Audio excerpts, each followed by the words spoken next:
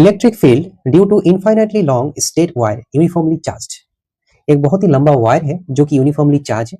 मान लें तो उसका चार्ज डेंसिटी लैम्डा है, यानी charge per unit length lambda है। उसके लिए कुछ डिस्टेंस दूरी में, r डिस्टेंस दूरी में इलेक्ट्रिक फील्ड का वैल्यू निकालना है। हम लोग एक गाउसियन सरफेस कंसीडर करेंगे। गाउसियन सरफेस क्या होता है? गाउस लॉ लगाने के लिए एक क्लोज सरफेस कंसीडर किया जाता है, जिसको गाउसियन सरफेस के नाम से हम लोग जानते हैं। यहाँ पे हम लोग गाउसियन सरफेस सिलिंड्रिकल फॉर्म में लेंगे, क्योंकि Gaussian surface should be symmetric.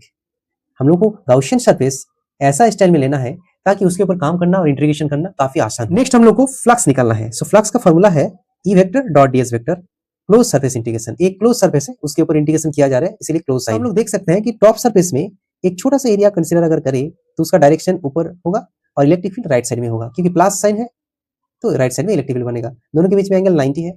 Bottom surface में एक छोटा सा एरिया कंसीडर करने से डाउनवर्ड डायरेक्शन में ds वेक्टर होगा और electric field vector right side में होगा। यहाँ पे भी 90 एंगल है। कार्व सरफेस में हम लोग कोई भी एरिया ले तो उसमें ds वेक्टर और e वेक्टर के बीच में एंगल 0 होगा। इस क्लोज सरफेस को हम लोग 3 ओपन सरफेस में बांट देंगे, अलग अलग रूप में इंटीग्रेशन करेंगे। टॉप सरफेस में क्या हो जाएगा? e ds cos 90 हो जाएगा, बॉटम में हो जाएगा e ds cos 90 और टॉप में हो जाएगा e ds cos 0। ये दोनों टर्म 0 हो जाएगा, cos 90 0 होता है। यहाँ पे बच जाएगा e ds और कर्व सरफेस के ऊपर इंटीग्रेशन। e बाहर निकल जाएगा क्योंकि इस वायर से सिलेंडर का हर पार्ट इक्वल डिस्टेंस में है उस कर्व सरफेस का। Integration of ds, so e into s, s means surface area, curved surface area of cylinder, so that is equals to 2 pi r l. L is the length of the surface. From Gauss law, total flux through the closed surface equals to charge enclosed by epsilon 0. Total flux का value हम लोग यहाँ से यहाँ डाल देंगे।